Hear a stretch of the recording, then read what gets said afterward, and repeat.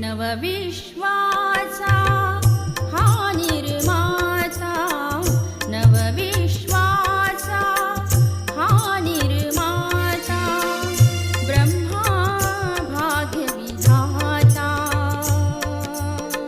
प्रभुवस्थानो ऐका त्यांची अद्भुत जीवन गाथा, अद्भुत जीवन गाथा. नवविश्वाचा हा निर्माता.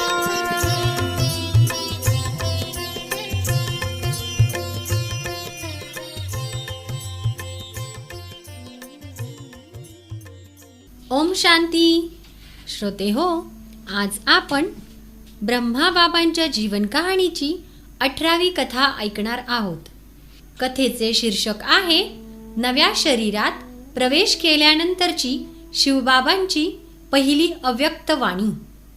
21 जानेवारीला जेव्हा अंतिम क्रिया पूर्ण झाली तेव्हा ब्रह्मवत्स स्नान वगैरे आटपून व तयार होऊन छोट्या हॉलमध्ये शिवबाबांच्या आगमनाची वाट पाहू लागले. त्यांनाही उत्सुकता लागून राहिली होती की अव्यक्त लोकातून ब्रह्माकुमारी गुलजारजींच्या द्वारे जी महावाक्य उच्चारली जातील ती या ईश्वरी विश्वविद्यालयाच्या संचालन व प्रशासन कार्यास नवी दिशा देणारी असल्याने फारच लक्ष देऊन ऐकण्यायोग्य असतील. त्यांचा विचार चालला होता की ज्या गोष्टी स्पष्टपणे जाणून घेण्याची त्यांच्या मनात इच्छा आहे त्यावरही बाबा प्रकाश टाकतील व त्याही ते ऐकतील. अशा प्रकारे त्यांच्या मनात कौतुक होते, जिज्ञासा होती आणि ऐकण्याकडे पूर्ण लक्ष होते.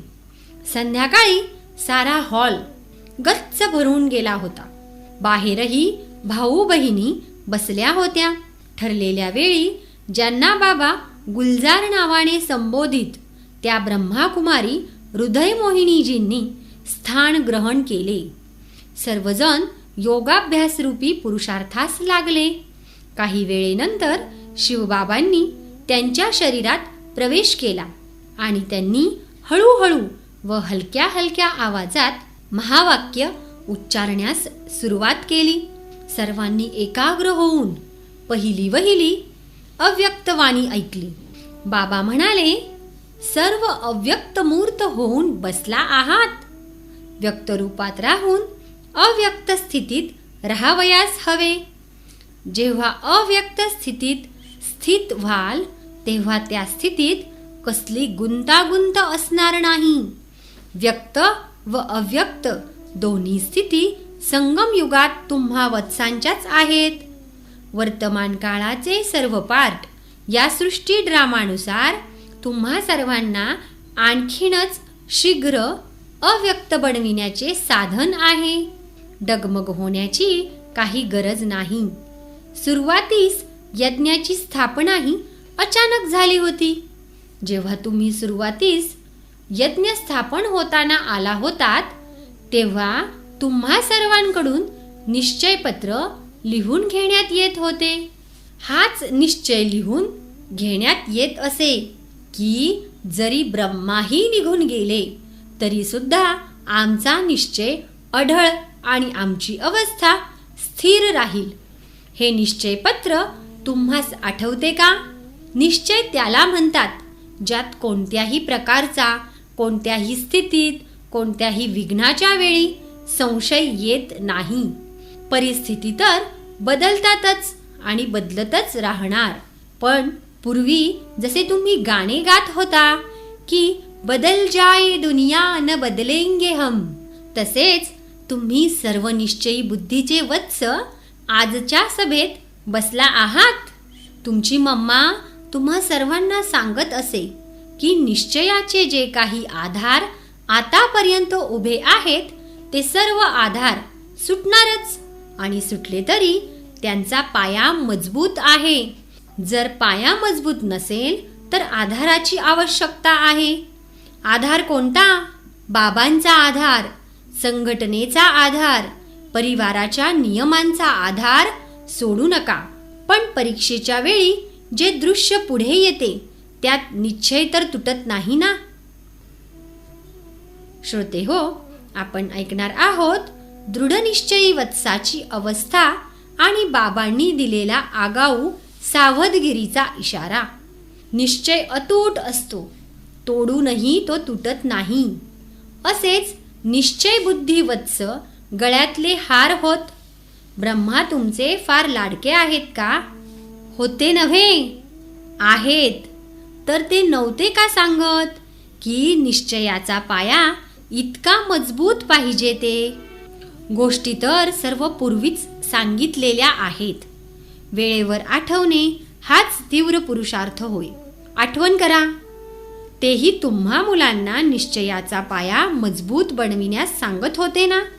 बापदादांनी मुलांचा इतका शृंगार केला आहे, तर काही मुले इतकी शृंगारधारी बनलेली नाहीत काय? एक दिवस अशी वेळ येईल की त्यावेळी बापदादांनी दिलेला ज्ञानशृंगार आठवेल. तर आता ती वेळ आहे. पूर्वी ते स्वतः निरहंकारी व नम्रचित्त होऊन कित्येक मुलांना हे सांगत की मीही अजून संपूर्ण बनलेलो नाही, मीही अजून निरंतर देही अभिमानी बनलेलो नाही. पण तुमच्यापैकी ज्यांनी आपल्या अनुभवाच्या आधारे 3 महिन्यांच्या दरम्यान लक्ष दिले असेल, सम्मुख भेटण्याचे सौभाग्य प्राप्त केले असेल, त्यांनी अनुभवले असेल की हे ब्रह्मा आता साकारी नव्हे, अव्यक्त आकारी रूपधारी आहेत. काही वर्षांपूर्वी ब्रह्मा तुम्हा मुलांच्या लहान सहान गोष्टी ऐकत असत आणि त्यासाठी वेळही देत असत. पण आता तसल्या गोष्टी न ऐकण्याचे कारण काय होते याचा तुम्ही विचार केलात का? कारण हेच होते की ते निरंतर स्मृतीत अव्यक्त होऊन राहत असत. त्यांच्या मस्तकी तारा चमकत असल्याचे नजरेस पडत. हे त्यांच्या शरीराकडे पाहून तुमच्या लक्षात कधी आले नाही का? अव्यक्त स्थितीत जे होते त्यांनी अव्यक्त मूर्त ब्रह्मांना जाणले, ओळखले. जे स्वतः अव्यक्त स्थितीत राहत नव्हते त्यांनी त्या अमूल्य रत्नाला पूर्णपणे ओळखले नाही. आता ही स्थापनेचे कार्य ब्रह्माचे आहे, माझे नव्हे. आता ही तुम्हा मुलांचे पालन ब्रह्माद्वारेच होईल. स्थापनेच्या अंतापर्यंत ब्रह्माचाच पार्ट आहे. श्रोते हो, आपण ऐकणार आहोत आता शिक्षण कसे चालेल. आता तुम्हा सर्व मुलांना विचार पडला असेल की ब्रह्माद्वारे शिक्षण कसे चालेल. खरे पाहता अवस्थेनुसार कसे, का हे प्रश्न उद्भवता कामा नयेत. पण कित्येक मुलांच्या मनात प्रश्नच काय, परंतु बरीच खळबळ सुरू झालेली आहे. हा पहिला पेपर फार थोड्यांनी पास केला. अरे थोडा तरी धीर धरा. जर अविनाशी ज्ञान आहे, अविनाशी शिक्षण आहे, तर मग ही प्रश्नांची खळबळ का? तरीही ती खळबळ शांत करण्यासाठी समजावीत आहे. क्लास जसा चालतो आहे तसाच चालेल. काय ऐकविणार? निश्चित केलेल्या ब्रह्माच्या शरीराद्वारे जे शब्दोच्चारण झाले तीच मुरली होय. आणि संदेशींच्या द्वारे थोड्या वेळेपुरती जी सेवा होते तिला मुरली म्हणता येणार नाही. त्या मुरलीत जादू नसते. बापदादांच्या मुरलीतच जादू आहे.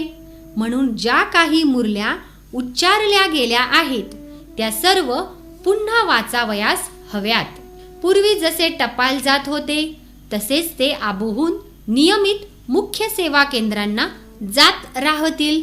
1 वर्षापूर्वी जी मुरली उच्चारण्यात आली होती ती तुम्हास आठवते का? काल जी वाचली असेल ती सुद्धा आठवत नसेल. कित्येक मुद्दे असे आहेत जे कित्येकदा वाचूनही बुद्धीत ठसत नाहीत. म्हणून मुरली व पत्राचा जसा संबंध होता तो तसाच राहील. मधुबनात जसे तुम्ही रिफ्रेश होण्यास येता तसेच याल. काय करावे, कोणास भेटण्यास यावे, आता हे प्रश्न उद्भवतील का? कोणाकडून रिफ्रेश होणार? जे लकी तारे आहेत, अर्थात जे निमित्त मुख्य आहेत त्यांच्याशी पूर्ण संबंध जोडून तुमच्या सेवा केंद्राचा जो काही रिझल्ट आहे अथवा ज्या काही समस्या आहेत, जी काही सेवा केंद्रांची उन्नती आहे, जी काही नवनवी फुले त्या फुलबागेत उमलतात, त्यांनाही संघटनेचा साक्षात्कार घडविण्यास मधुबनात घेऊन यावयाचे आहे. त्याचबरोबर अशा संघटनामध्ये बापदादा कोणाही संदेशीद्वारे नव्हे, तर ज्या संदेशीला निमित्त बनवतील त्या निमित्त बनलेल्या रथात येऊन पूर्ण सेवा करतील. आता आणखी एखादा प्रश्न बाकी आहे का? श्रोते हो, आपण ऐकणार आहोत आता पुढे येणाऱ्या पेपरविषयी बाबा आधीच सांगून ठेवत आहेत. आता पुढे येणारा परीक्षेचा पेपर काय आहे? हा तर अचानक पेपर निघाला, पण जो पेपर येणार आहे तो सांगतो. आपसात एकमत, एकरस, अंतर्मुख आणि अव्यक्त स्थितीत स्थित होऊन संबंधात या. हाच बापदादा जो पेपर सांगत आहेत, आता त्याचा रिझल्ट पाहतील. अंतकाळी ब्रह्माच्या देहाद्वारे वत्सांना जी शिकवण दिली आहे ती तर सर्वांनी ऐकलीच असेल आणि आठवतही असेल. आणि आजच्या दिवशी या सभेत काही देण्यासही आला आहात, तर काही घेण्यासही आला आहात. तेव्हा तुमच्याकडून जे घेऊ ते देण्यास तुम्ही तयार आहात का? कोणाच्या मनात असा विचार येत असेल की माहीत नाही काय होईल, तर त्याने हात वर करावा. जर सर्व संतुष्ट आहात, तर जे काही तुमच्याकडून घेऊ ते देण्यातही तुम्ही सर्व संतुष्ट व्हाल. 2 गोष्टींचे या सभेत दान द्यावयाचे आहे. कोणत्या त्या 2 गोष्टी? पहिली मुख्य गोष्ट म्हणजे आजपासून आपसात एकमेकांचे अवगुण पाहू नका, ऐकू नका आणि मनात ठेवू नका. जर कोणाही बहिणीची वा भावाची कोणतीही गोष्ट पाहण्यात आली, तर जे मुख्य निमित्त बनलेले आहेत त्यांच्याद्वारे इशारा देऊ शकता. एक गोष्ट तर सांगितली. दुसरी गोष्ट ही सुद्धा लक्षात ठेवा की कोणीही हलविण्याचा प्रयत्न केला तर जसे तुम्हा वत्सांचे कल्पापूर्वीचे गुणगान करण्यात येते, तसे अंगदासमान पाय असा मजबूत ठेवा की कोणीही हलवू शकणार नाही. असे दृढ निश्चय बुद्धीचे अढळ व एकरस अवस्थेचे वत्सच येणाऱ्या पेपरमध्ये पास होतील. श्रोते हो, आपण ऐकणार आहोत हात आणि साथ दोन्ही सुटलेले नाहीत. ब्रह्माद्वारे जे इतके ब्राह्मण निर्माण केले, तर काय मुले जेव्हा मोठी होतात तेव्हा बाप निवृत्त नाही होत? आता असेच समजा की बाप निवृत्त अवस्थेतही तुमच्याबरोबर आहे. तुम्हा मुलांकडे कार्य सोपवून पाहत राहतील. शरीर सुटले, पण हात आणि साथ दोन्ही सुटलेले नाहीत. बुद्धिरूपी हात साथ सुटलेले नाहीत, ते तर अविनाशी कायम राहतील. या ज्या 2 गोष्टी ऐकविल्या आहेत, एक न डगमगण्याचे दान देणे आहे व दुसरी अवगुण दृष्टीचे दान देणे आहे. जर सर्व वत्स हे लक्षात ठेवतील की संकल्प करून चुकलो आहोत, अर्थात देऊन चुकलो आहोत, आणि संकल्प केलेली वस्तू कधी परत घेतली जात नाही, तर माया परत घेण्याचा प्रयत्न करवील, तेव्हा तुमची तपासणी झाल्यास पास व्हाल. श्रोते हो, आपण ऐकणार आहोत प्रजापिता ब्रह्मांच्या स्नेही वत्सांना पुढे काय करावयाचे आहे. आता निरंतर स्मृती यात्रा करावयाची आहे आणि जे शिक्षण मिळाले आहे ते प्रत्यक्ष जीवनात धारण केल्याचा पुरावा द्यावयास हवा. जर ब्रह्माबाबांवर स्नेह असेल तर स्नेहाचे चिन्ह काय आहे? 2 अश्रू ढाळले म्हणजे स्नेह नव्हे. हो, हेही स्नेह सुचविते, पण स्नेह त्याला म्हणतात की ज्या गोष्टीवर त्यांचा स्नेह होता त्या गोष्टीवर तुमचाही असावा. त्यांचा स्नेह होता सेवेवर. शेवटीही त्यांनी जनतेची ज्ञानसेवा केल्याचा पुरावा दिला होता ना. तेव्हा स्नेह म्हणजे सेवेवर प्रेम, बाबांच्या आज्ञांवर प्रेम, याला म्हणतात स्नेह. श्रोते हो, आपण ऐकणार आहोत बाबांनी निरोप का नाही घेतला. कोणीही असे समजू नये की आम्हा मुलांचा निरोप घेण्यास न सांगता शिवबाबाने साकार बाबांना सूक्ष्म वतनात का बोलाविले हे कळत नाही. पण सांगा बरे की जर निरोप घेण्यास सांगितले असते तर तुम्ही तो दिला असता का? नाही. या सृष्टी नाटकात पूर्वीही तुम्ही पाहिलेले आहे की जे कोणी गेले ते काही निरोप घेऊन गेले नाहीत. म्हणून हे समजा की या ब्राह्मण कुलाची ड्रामामध्ये हीच प्रथा आहे. जी ड्रामात नोंदलेली आहे तीच चालली. तसे पाहिले तर वाटते की साकार बाबांवर तुम्हा सर्वांचे फार प्रेम होते आणि आहे. प्रेम नसते तर या सभेत कसे बसला असता? साकार बाबांचे अनुकरण करण्याचा प्रयत्न करीत होता. मग प्रेम का नाही असणार? प्रेम होते आणि आहे. हे प्रेम म्हणजे बाप आणि मुले या संबंधाचे लक्षण आहे. हे पाहून साकार बाबाही सूक्ष्म वतनात हसत आहेत. ते म्हणतात की मुलांचे प्रेम आहे तर काय माझे प्रेम नाही? पण ते जाणून आहेत की सृष्टी नाटकात जो काही पार्ट चालतो तो कल्याणकारी असतो. म्हणून ब्रह्मा बाबा विचलित होत नाहीत. ते संपूर्ण अविचल व स्थिर होते आणि आहेतही. पण तुम्हा मुलांपेक्षा 1000 पट प्रेम त्यांच्यात जास्त आहे. परंतु त्यांच्यावरील प्रेमाचा आता तुम्हा मुलांना पुरावा द्यावयास हवा. हाही लपंडावाचा एक खेळ आहे ना. या खेळात ब्रह्माबाबाही आता लपून बघत आहेत. ज्या काही परिस्थिती किंवा प्रश्न पुढे येतील त्यांचे निराकरण केले जाईल. आता तरी प्रसन्न चित्त व्हा. आता विचारसागराचे मंथन करा. खळबळीचे मंथन करू नका. विचारसागराऐवजी खळबळीचे मंथन कराल तर ते योग्य नव्हे. आम्ही वतनातून पाहात हसत होतो. हे जे सर्व बसलेले आहेत हे हात कोणाचे आहेत? शक्तींचेच तर आहेत.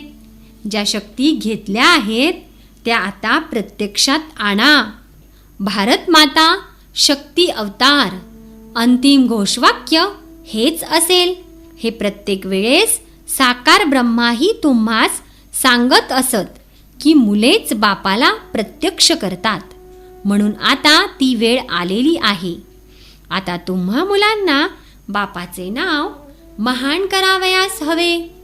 सृष्टी नाटकातील नोंद ते करावयास लाविलच.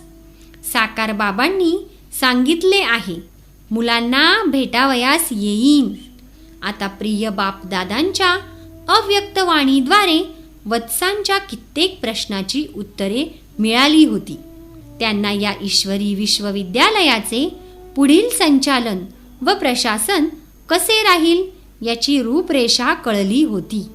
पण त्यांच्या मनात हा प्रश्न तसाच राहिला होता की ज्यांनी इतके प्रेम व लाड केले होते, ज्ञानाचे भांडार दिले होते, त्या आपल्या प्रिय ब्रह्माबाबांना ते आता कसे भेटणार? मुलांची ही इच्छा जाणून शिवबाबांनी पुढल्या खेपेस जी महावाक्य उच्चारली ती याच गोष्टीवर प्रकाश टाकणारी ठरली. शिवबाबांनी वत्सांच्या या उत्सुकतेस निमित्त बनवून त्यांनाही अव्यक्त स्थितीत स्थित होण्याच्या मनोरम युक्त्या सांगितल्या. तर श्रोते हो, पुढील भागात आपण ऐकणार आहोत प्रश्न लोकांच्या मनात, श्रद्धा सुमने वत्सांच्या मनात. ओम शांती.